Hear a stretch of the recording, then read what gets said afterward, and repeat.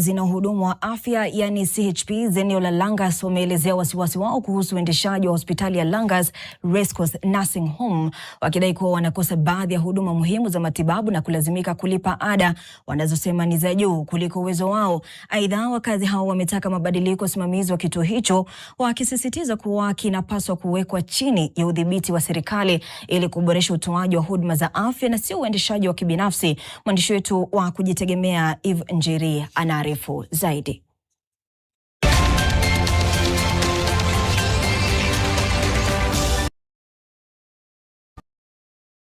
Hospitali ya Langas Race Course Nursing Home jijini Eldoret, ambapo mgogoro umezuka baina ya wakazi na uongozi wa hospitali hii kwa madai kuwa wakazi wanatozwa pesa zaidi ili kupata huduma za matibabu licha ya kuwa hospitali hii imefadhiliwa na serikali kuu. Wakazi na wahudumu wa afya wanadai kuwa baadhi ya huduma muhimu za matibabu hazipatikani kwa urahisi, huku ada zikiwa ghali mno licha ya wao kuamini kituo hicho kinapaswa kutoa huduma za afya kwa bei nafuu zaidi. We have a problem. You cannot look for food and again you want to look for medication that is very expensive. Nipate mama ako na mimba, mama mjamzito.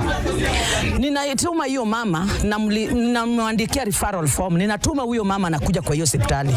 Huyo mama kukuja kwa hiyo hospitali inatakana lipe 700 na tayari nimemregister kwa SHA. Huyu mtoto wakati ataanza kliniki hapa atakujanga na pesa tena inalipwa. Hii mtoto moja raia atakuwa akilipa pesa ngapi kwa hii mtoto moja? Hiyo hospitali iweze kupanuliwa kama ile ya Mama Recho ambayo iko West. Hata hii tunataka maendeleo. Mashamba ndio hii hapa kando inalala bure ndio hii. Nothing is going on here.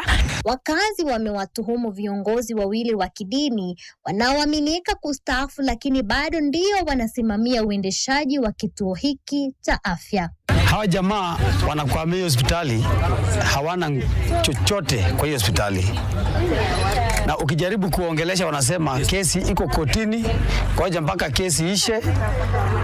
Alafu siku hiyo uamuzi wa koti ndio tutafuata. We are asking upon the county governor.